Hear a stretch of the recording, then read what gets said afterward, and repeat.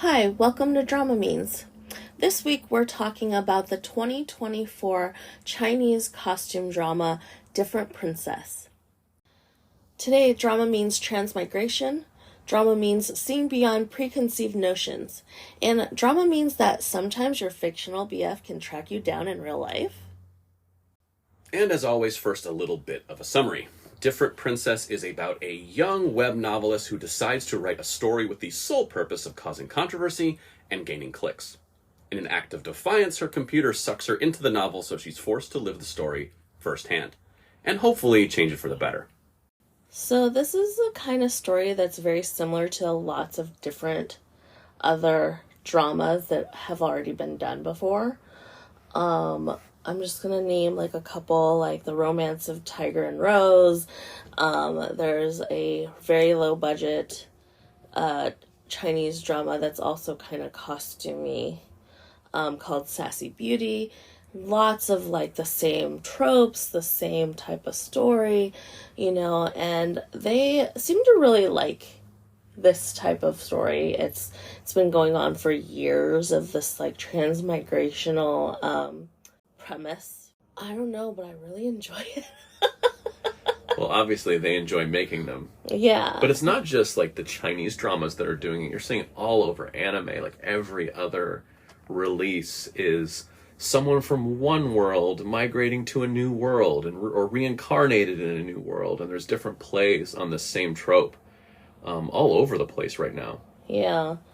I'm not actually sure if any drama is really going to do it as well as Romance of Tiger and Rose. Because that's like probably one of my favorite transmigrational stories.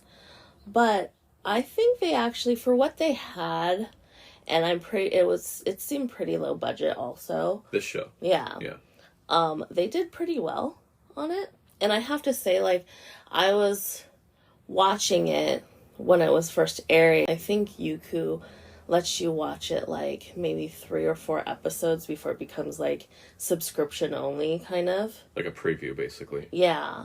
And then after a while, like after it's, been done airing and everyone's watched it, then it slowly like starts making each episode free to watch. So you have to wait a really long time in order to be able to finish the drama. So this is the drama that made me get a Youku subscription. Oh, interesting. They made you get behind the paywall. Yeah. And so I did cancel a different subscription to, get this one. But I liked it that much. And I think partially I really like Song Yiren, which her from Evernight, Prince of Tennis. She's the little cute one. Yeah. She's the little like ball of cute and everything. Yes. Like very You remember years ago there used to be a reviewer that would describe Charlene Choi as like chipmunky enthusiasm. Like this girl kind of has that, like these big wide eyes and like just like I'm here. Like that's her vibe. Yeah. So I've always liked her. I think she's a good actress. She does get typecasted quite a bit. I'm ready to see her in different roles, a little bit more serious, just like play an older character, because at this moment she keeps playing like teenager, like early 20s. Yeah, how old can the actor be before playing a teenager starts getting a little bit like You know what? Like they keep doing it. There's this Taiwanese drama like where it's like the teacher is like ends up dating the student, like, or I think she's more like a tutor, but she's like a teacher, right? And she's dating a student and it's like a romance between teacher and student. But the thing is, the student is like freaking 30. Literally see like the roots of his like 5 o'clock shadow. It's like I can't even buy that he's a high school student.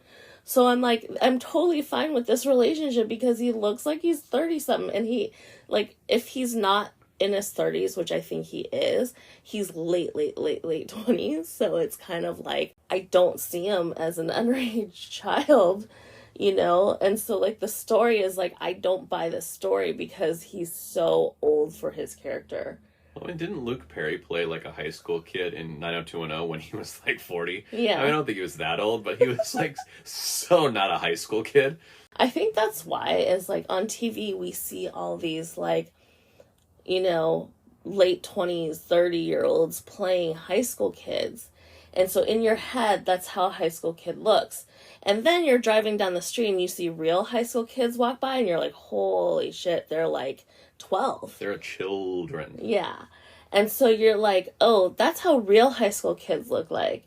But of course, like with casting and stuff, you know, they're casting older and... Yeah, because you want actors that can play a lot of different complex emotions. And so that gets harder the younger you go. Yeah. Like if you're trying to cast an 8-year-old that can play many different emotions, that's impossible. It's so difficult. Every once in a while you get the diamonds, but then... So it's like the older you go... Also, work rules in the United States. I don't know how they work overseas, but in the U.S., like, if kids are under 18, they can only work so many hours a day and they have to go to school. But if you hire a 20-year-old to play a high schooler, well, they can work like an adult. Yeah. So much easier. Yeah. So, yeah, she's like in her 30s. She's always playing a high school kid. So I'm ready to see her in some more mature roles. As I said before, this drama, we've seen it before. There's nothing really new with the plot. With it, almost it seems like a lot of like different plots from other dramas, like all slapped into like this one production. The greatest hits of transmigration tropes. Yeah, pretty much. So, but with that said, I think they did a good job of like making it cohesive, at least in the beginning. The actors are good. They have good chemistry. I do know that a lot of fans, especially Ding Zhiren's fans, does not like Song Yiren because they think she's not pretty enough to be that character, you know, and they think she's like cute, but she's not like gorgeous to be like that female lead type, you know. She's not like Dilraba or like Yang Mi kind of, right? She's cute and quirky, not necessarily beautiful and striking. Which I like her. You know, I don't think she's unattractive. I think she's very pretty. I think she's, you know, a very good actress. So I don't really see the issue, but she was getting kind of a lot of hate comments. Her not being pretty enough to be the counterpart of Ding Zhiren. Well, we see this in other dramas too, where we were talking about, was it Journey to Love? Yeah. Where the lead male was getting the same kind of hate for not being an actor the caliber of his female counterpart. Yeah. Although this drama did really, really well. Like, so when they first started airing this drama, the promotions, they didn't release any solo posters or photos of Ding Zhiren because he was canceled at the time. But the drama did so well and so popular, it kind of revived him. Like, they started releasing, you know, his posters, his solo posters, his, like, put his name back on the marquee. Yeah. So this really did, I think, help him. I think let people kind of forget his past issues. We're not going to go into detail what his issues are. That's what Google's for. It's good enough that, like, at the time, it was #1 on Youku's, like, you know, currently airing dramas. And it went for a long time. Even after it's finished airing, it was still #1. So it was that interesting and it was good. And it's just like, yes, we've seen it before. We know where it's going. You know, a lot of the same type of tropes, the same type of endings. But we still enjoy it and it was done well. So going back to, I mean, this is kind of related, but going back to the idea that there's so many stories about transmigration, I always ask why. Like, when you see a trend like this being so prevalent, and like literally every third thumbnail on some of these apps is a transmigration story, whether it's animated or if it's live action or whatever. Why do you think that is? Why do you think it's so popular right now? Well, I don't know about other people, but society right now kind of sucks. Right. Life sucks a little bit, right? Yeah. So, like, this idea of, like, leaving your own terrible reality and going into like a fictional space sounds like a really good idea or fun idea. Yeah, it's interesting because some of these stories are kind of like, my world's boring, I want to go to an exciting world, or my world is depressing, I want to go to a happy world. You know what I mean? Like, it's whatever you're missing in this real life, you can go to this new place and discover it. And I'm like, oh yeah, just life just suck bad enough where everyone's like, hey, can you just put me in a different world? And even if there are goblins and demons or whatever, I have to fight with a sword. It's better than having to commute to work, because traffic is a bitch. But I think sometimes like the prospect of like, say romance, for example, like if your reality and your prospect is like not looking that bright in the romance world, like going to another world and meeting like someone that like fits exactly what you want, or like you learn that that's what you want, is like very, I don't know, appealing. Well, obviously it's fantasy fulfillment a little bit. Yeah. Because escapist TV is real. Like, there are some things that you just want to watch. You want to turn your brain off a little bit. You just want to escape the thoughts that occupy your brain during business hours. That's a real thing. And some TV is there to make you think and make you question and you know, make you think about how the world works and what's wrong with the world and highlighting our societal problems. And some TV is like, hey, do you want a break? And I think some of these shows still have the thematics of, you know, modern day problems. But I think a big part of it is go, hey, would you guys like a break? Come with us to this world that's nothing like yours. Yeah. So if you've seen any of the behind the scenes, you'll kind of notice that Song Yi-ren and Ding Zhi-ren kind of seemed a little bit uncomfortable around each other, especially at the beginning. And Song Yi-ren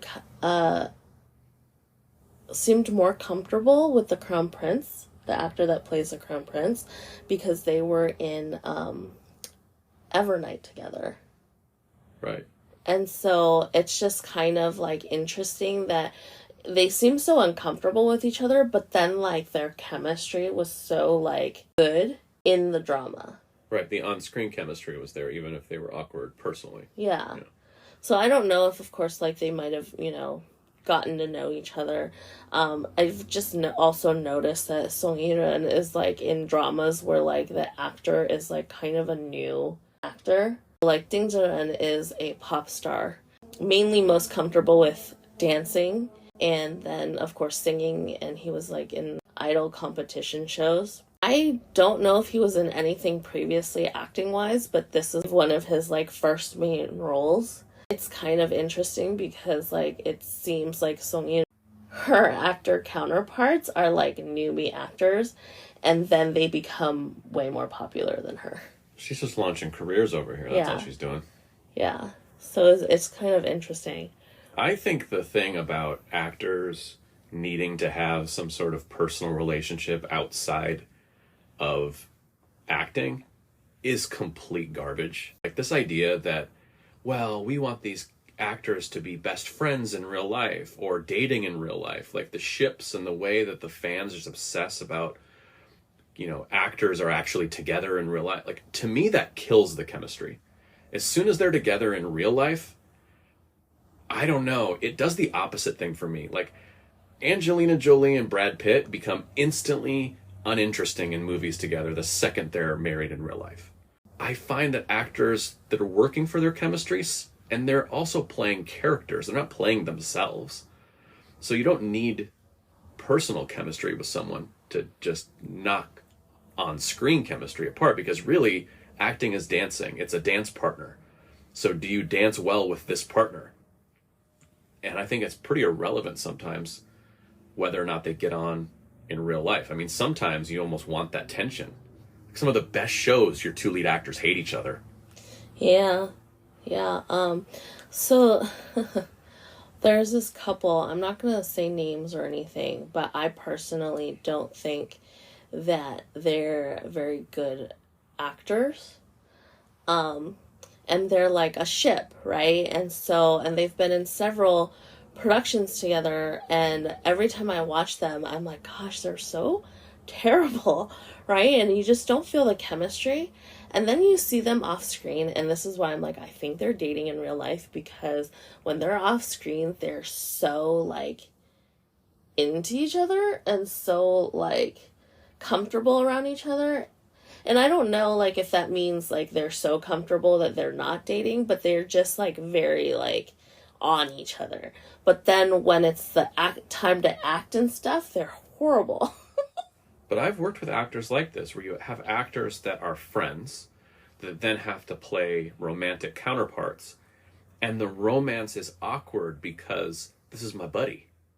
And now you have to do a makeout scene with your buddy, who you're going to go hang out and play poker with later, with your boyfriend sitting next to your buddy. And so it just gets awkward. And as much as you want to be a professional, you're looking across the scene at someone and you're like, oh, this is so weird. I have to see you without your shirt on, or I have to kiss you, or whatever. And so sometimes that familiarity works against the chemistry of the characters. And then you see them off camera together. And you're like, you guys are the best of friends. You're finishing each other's sentences.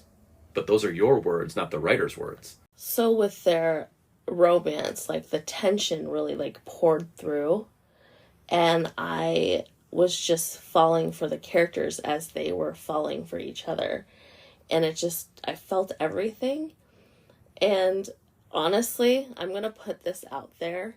If anyone wants to do an all romance edit for me, please send it to me. I am like, I like want to just watch all the romance stuff, but like, I don't want to have to go through the whole drama and like fast forward through like dumb politics and like evil queen bullshit. I just want to watch the romance. So please, someone out there, edit it for me, because I'm terrible at editing. And so I just want to have it for my like little collection of just like watching the romance. But if there's a place for AI in the world, I feel like this is it, where you could be like, hey, AI, cut all the romantic scenes out of my favorite drama and put them in one video file. Like, I feel like that is like noble work we could give AI to do while we do the creative stuff as human beings. Yes. So that is what I'm pleading for, because I really enjoyed all the romance stuff. To me, there wasn't actually enough of it. There were, little bits in here and there. And that's, I think also it works well because you really slowly feel they're like getting to know each other, to really falling for each other, and realizing that like their assumptions of each other are not correct. And they see past like the surface stuff. And with Hua Qingge's, like, the author, she wrote this villain and she hates him because she's like, all the stuff why he's a villain, I know. There's no one that knows him better than me, and I hate him because he's like the worst villain ever, and he's just ruthless, and he's just a murderer, and all these things that like she was the one that made him that way. But then slowly she can like learn that like how she wrote that character is so like one note. Like, she didn't care to like think of his real backstory. Right. We'll never learn who he was, just like his actions. Oh, he does bad things, he's a bad guy.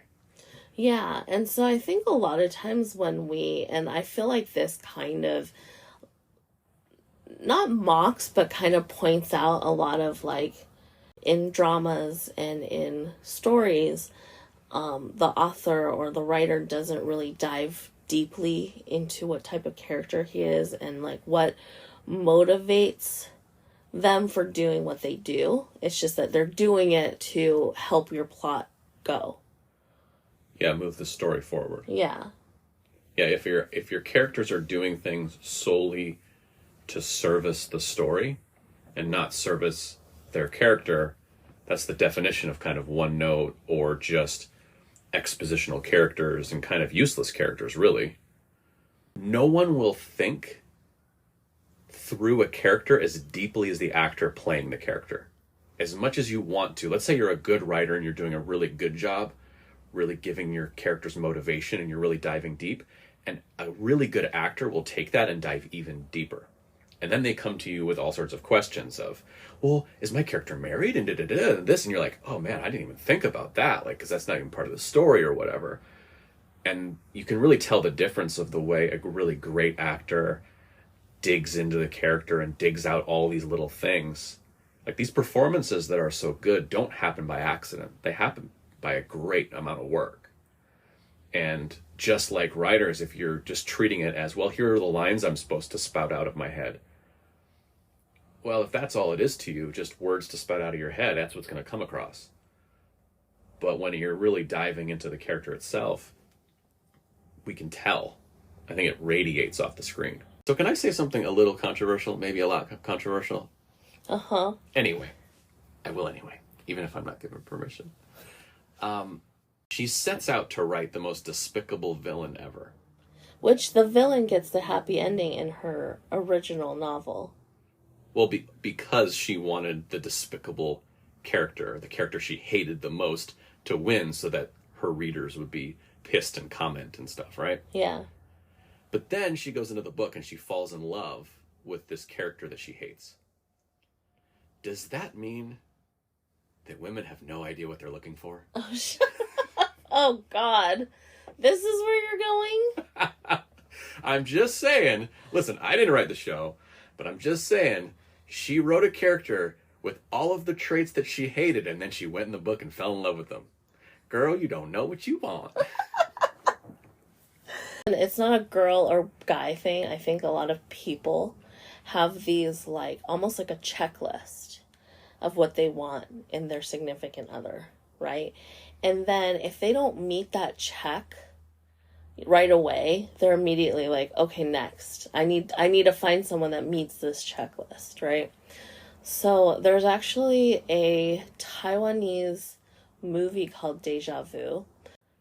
Like, it's about these two guys and two girls, and they meet at the mall, right? And it's like, on one side, this one girl meets this other guy, and then they go on a date.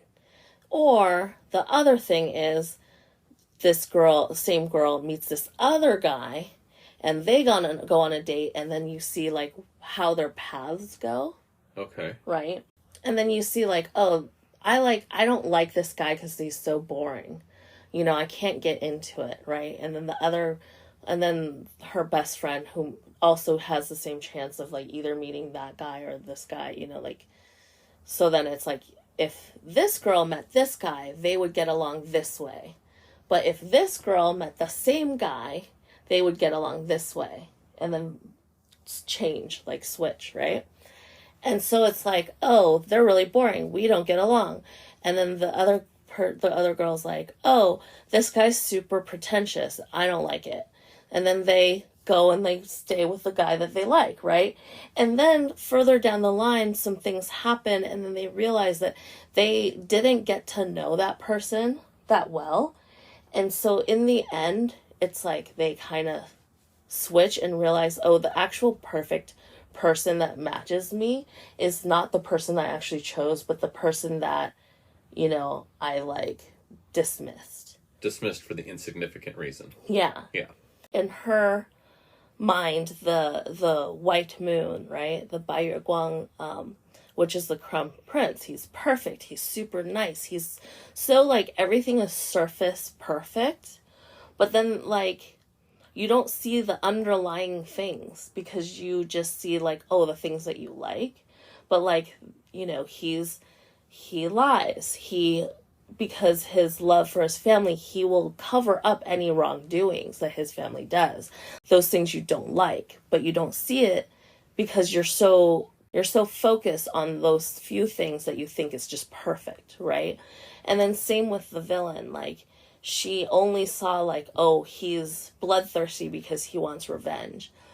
But you don't see that how terrible, like, the real villain is, which is the queen, and got his mom killed. And the thing was, he also was willing to give up his revenge for her. But, like, those things that if she didn't, like, spend the time to, like, get to know him, she would never find out. Because she was so concentrated on the surface things. Right? Not saying that, like, wanting to kill, like getting revenge and wanting to kill is like a surface thing, and it's like, okay, it's not okay, but this is also like, it's a different costume, world. Different rules. Different world. It's in a book, and it's like costume drama, right? So like in that era, like, sword play, all that stuff goes, right? And it's palace stuff. Anyway, what I'm saying is a lot of times, like, say modern day, right? It's like someone saying like, oh, I won't date anyone that is shorter than 5'8" or whatever, right? Or some people like, oh, I won't date a guy that's like, shorter than 6 foot, which I'm like, why does that matter? In the like grand scheme of things, why does like being 6 foot matter? Like, that's so weird to me. But people have all sorts of, I think what you're saying, people have all sorts of preconceived notions of what they want, and they're picturing this ideal type in their mind. And if they don't see that on paper immediately, it's like, next. And you're like, but does that thing on paper even exist? Probably not. And so you're just passing by all these options, or literally any option, because it can't possibly compare to the idea you have in your head. But also, I'd like to point out that way to make a really good, valid point on my very stupid comment, I was just messing around. So back to the drama. She created this perfect Guang, right? Which is like, Guang means the perfect person. So like each person has like that ideal type where like they just have this aura of they can do no wrong, and they're like the perfect person, and that they I don't know, it has like kind of like two meanings of it, is like they're perfect and they're like there's no flaws with this person, right? Especially to whoever like is in love with him. So that's a Guang, which he's like this character that is perfect, but not necessarily for her. She didn't create that character for herself. It wasn't her ideal type. That character was created for the heroine of the story, which is the coroner in her story, where they would go off and like solve crimes together, the crown prince and then the coroner. And so that was her story in the book. So then she created, the Guang of the story, which is like not her story. It's the coroner story. The perfect man for the coroner. Her perfect man is the villain. Right. Right? So, I mean, she didn't realize her perfect man was the villain. She was not looking for her man at all in the book, especially because she knew she was inside a book. She just so happened to fall for the villain. But also the crown prince, I mean, is a Mary Sue. I mean, you're using a different term, obviously, but in the U.S., we would call that a Mary Sue, like a character who is good at everything, naturally talented, no flaws, no real character dimension, someone you have to cheer for because they are pure in every sense of the word, and I'm the best of the best, whoever bested. Yeah. So the thing is, there's two sides to the Guang, right? Is that they're perfect, but also a lot of dramas and stories, books, whatever, has started to kind of paint a Guang as like a kind of boring character, like one note. Usually the Guang is like not really the real protagonist of the story anymore. Like that was like a character of the past, and we've moved beyond that and has, enjoyed characters that have more depth, more substance. But I think that's right, because even when we think about Mary Sue's, when someone is accused of being a Mary Sue in a modern day movie or television, it's never in a positive light. It's always like, well, this writer was really lazy and they decided to craft a character that had no business being the main character of the story because they have no potential for growth, they have no flaws, they're just so perfect in every way and just so good at everything, there's no struggle. All of these things lead up to not being a leading character. And so on purpose, you shouldn't be trying to make your leading characters this way. Like, at most, they should be a supporting character, if any character at all. Yeah. So, I do welcome that change. Very much. Yeah. Since we've talked a little bit about all the good of the drama, it's time for some of the bad stuff. I think their ending was super rushed. I think that there's some, like, the ending came so weird because I understood that they needed to foil the queen. But also, like, the queen had already, like, poisoned the king, planned a coup. So it was just like, it's just a matter of taking her down. And I do like that the two brothers, the crown prince and then Jichu, like, they work together, you know, to take down the queen. I do like the crown prince, like, being willing. Does she deserve it? No. But being willing to be the person that actually gets punished for her doings. Her wrongdoings. So those parts I like. But just the way that they tried to take her down was so, like, slapped together.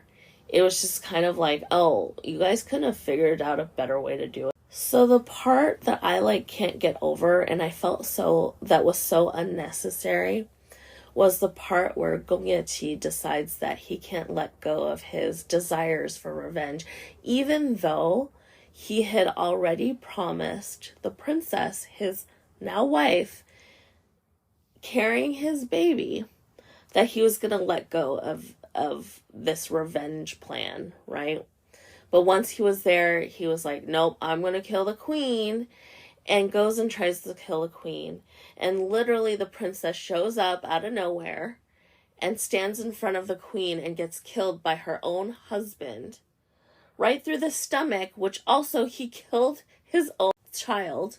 Like, what? Why? Was it tragic for tragic's sake? Yes. Yes. It just, like, meant nothing. You didn't really gain a whole lot. Like, other than the fact that, like, oh, supposedly, which she didn't really learn her lesson that much, but supposedly she felt so bad that her daughter died for her that she, like, at the end hangs herself, that's how she goes. It's so, like... That's all anticlimactic and melodramatic. Yeah. So all that stuff was, like, so unnecessary and so, like, I don't know. Why the hell did you stick that in there? It was just so thrown in. But also the unnecessariness of ending characters. It feels like we keep watching stuff where they get near the end and they're like, okay, time for characters to die. And then they have to kill everybody in the span of, like, 10 minutes of screen time. And you're like, why didn't you set any of this stuff up so that any of these moments meant anything? Like, I get it. Murder. Oh, intrigue. Murder. Ah. But, like, it doesn't mean anything if you just, I don't know, throw it in the story blender and then it spits out. So literally the one character that didn't deserve to die died. Like, literally, she was, like, the nicest character in the whole drama, like, super understanding, you know, and it's just like, there's so not any kind of reason for her to die, yet she was the one that died. I mean, you could say she's kind of a throwaway character, but she's not, because she's, like, one of, like, she's part of the three couples, you know, and so it's just so unnecessary, and, like, it literally didn't gain anything from it. I think the lesson to be learned is, in a world full of cutthroat bastards, don't be a nice guy. You'll die, apparently. You'll just get shanked in the stomach and your baby's gone too. So yeah, be a dick like everyone else. So, and I mean, like, technically that's, like, the biggest punishment is for the guy, right? The husband that actually killed his own wife. But also, like, why? Like, he had already given up, like, he literally gave up his desires of of getting revenge for the woman he loved. Why all of a sudden bring that back and put that in? Like, you know, like we had resolved that issue. So, yeah, it's stupid. So an issue that I have with the ending also is that it was very abrupt, where you find out that he is now in reality, and he came out of the story to find her, which, like, he kind of says, it's like, I think it's time to, like, see something else or something. I forgot what he actually says at the end, like in his costume drama or costume stage. And then the next time you see him, he's like just in reality and everyone knows who he is. But then he has like all the memories of her too from the book. So it doesn't explain anything to you, you know, and they didn't give the time to explain anything. So like in Tiger and Rose, in their ending is that they somehow had a somewhat of an accident, or like she was like sick and then she dreamt everything, right? And then she changed the whole story, but he was in an accident and he was like dreaming the same things that happened in the story. And so when they meet again in modern day, they like recognize each other, right? But in this, it's just kind of like they just put like a line like, oh, Hachinga, you don't even miss me, and then end. Like nothing, you know, you don't get anything. And I just want like a little bit more of them, like, you know, an interaction, like a real cute or sweet interaction, rather than just how abrupt it was. It just didn't feel right.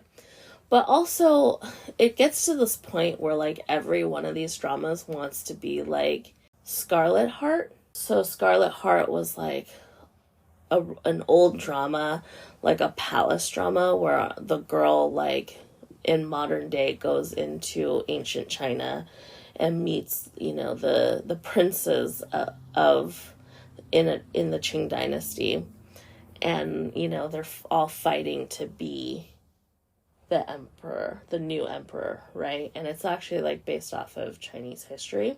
Then she wakes up from her dream, or her like, I don't remember how she like, I don't know, I'm mixing the Chinese version and the Korean version together. So I've seen neither version, so I can't help you. Yeah, well, the Korean version, she falls into a lake. I don't remember the Chinese version of how she goes back into ancient China. Like, I don't know if she was sick or if she had gotten into a car accident. I don't remember. There's so many of these different versions of these dramas that I've watched that I'm like mixing them all together. So I kind of don't remember it all. And like Scarlet Heart, it was like a really, really old one. So I'm trying to like remember all the ones of like how they explain how people go into like, you know, how they transmigrate. Anyway, so, but every one of these has the same thing where, like, the guy comes and, like, meets the girl, you know, in reality or modern day or however you want to say it. Like, so I'm like, I wish there was something different.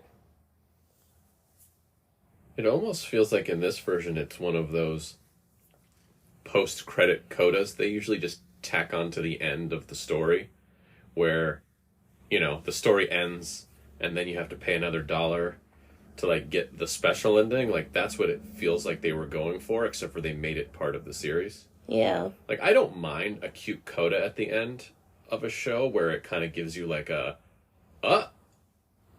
there we go, like did a little something. I don't mind going out on the shock. It just didn't seem like it was very well executed here. I also feel like transmigration math of like how they went where, and if they can remember who they, like, as soon as I start thinking about that, my head hurts real bad. And I'm just like, nah, it worked. It worked for her when she went in. It works for him when he came out. How it happened, magic computer. Yeah, true. Which I'm fine with that. I'm fine with like however you explain it.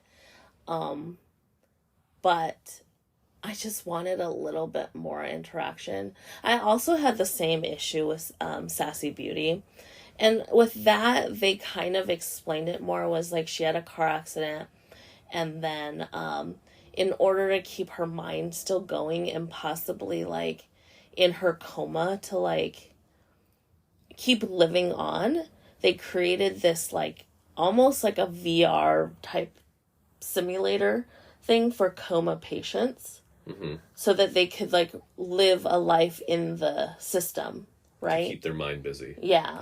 And then eventually hoping that they'll wake up from their coma, right? And so that's the same thing with her. And it just so happened that the guy that she fell in love with in the drama is the programmer, the creator of the whole simulator. In that one. Right. Yeah. Right? Except for the way they ended it was the same thing. Is like she realized that like this was happening, and then she like opens the door to whoever like created the simulator, and he stands up from his computer and it's the guy she's in love with, and then end. And I'm like, can we get a little bit more like some kind of like, I don't know, hug, kiss, a conversation, something. Like I need a really good closed ending. And they don't give it. All these, they end the same. I'm getting such Vanilla Sky vibes. Do you remember the movie Vanilla Sky, the Tom Cruise movie? Not really. It was such a disappointment for many, many, many of the reasons you're talking about. And they thought it was so brilliant. Like, you could tell the filmmakers thought they were making just art. And I was like, okay, so yeah, like, he's cryogenically frozen because he, like, almost died in real life. And this whole thing he's living is just suspended animation until they can fix his body. And like that was the big twist of like, actually you're laying in a lab right now in cryogenesis and you can be resurrected, like, but this world that you have created for yourself while you're sleeping. And I'm like, who cares? But it was the same thing there of like, you never see him come out of it. It just, he jumps off of the building into the vanilla sky and then that's it. It's just like, again, it gets a little bit of a who cares. But that's the vibes right now when you're talking about these endings being so abrupt and so like, can you just give me one more sentence? It's giving me vibes from that movie. Yeah. So the ending was a little disappointing for me. For the rest of it, I enjoyed. I even like their politics stuff, their palace drama. It was fine. Nothing that we hadn't seen before, but also like not done so badly that you're just like choking yourself for watching. They did try to like add in weird stuff, like random, like this, you know, the discovery of this secret organization that works for the queen. Like that stuff was so weak. Just lots of like kind of weak stuff that they like felt like they needed to add in because it was also in other things. But for the most part, the drama's fine and enjoyable, mainly because I really liked the romance in it. But again, I wish there was more of it. So I think my rating is in the buffet line. There was definitely hiccups, you know, and as I said, but so that's kind of an annoyance of having to wait in line for my buffet. But for the most part, I enjoyed it. And yeah, so I would say in the buffet line for this one. And I didn't see this one beginning to end in and out, so I won't rate it.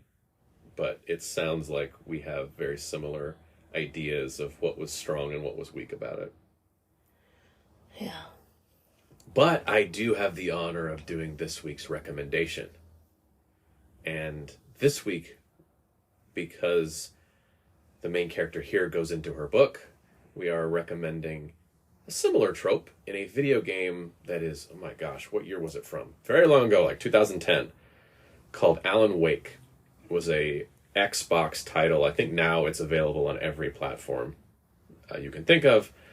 And it's about an author who is having a little bit of writer's block, and he goes to this little mysterious town to try to clear his writer's block. And he wakes up from a very bad dream to discover the book he's working on has been written. He does not remember writing it, But now he must piece together the missing pages of the book in order to unravel this mystery and this horror that is taking over this town. It's a adventure horror game. It's scary in some places. It's fun in other places. It's creepy in some places. There's some zombie elements. And it's a very narrative story. It's a video game where you can sit and watch a lot of it. Because there's a lot of things to just sit and watch. Which I did. I watched while he played. And I was in it for the story, but it was also really scary, and I had nightmares. Yeah, I think it's a really well done game. They made an Alan Wake 2, which I also played. It wasn't quite as good. But the first one is definitely worth a play, especially if you're into older games, kind of nostalgia factor. It was a little groundbreaking at the time, too, because it was so story-driven. They were like, here's a movie, play the main character in a movie. And it was really well done.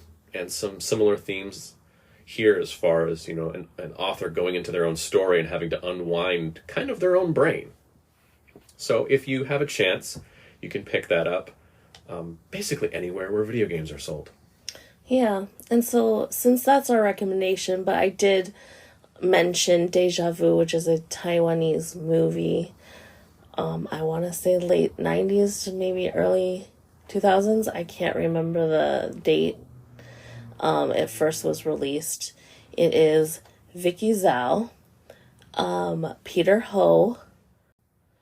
I don't remember her English name, but her Chinese or her Cantonese name is Lei Yihong. She was Miss Hong Kong at some point. And then Nikki Wu, which was the lead in Scarlet Heart. So this week we're doing 2 recs. I see that you are one-upping my rec with your own rec. I mean, I recommended it in the middle of this episode, but yeah, I mean, it doesn't really have a whole lot to do with this drama, Different Princess, but I did, talk about it, so. Well, then I recommend Scarlet Heart, or whatever that thing is called that I've never seen. But you mentioned that earlier, too. Yes, anyway, it's out there. But thanks for listening, and we will see you next week. Goodbye.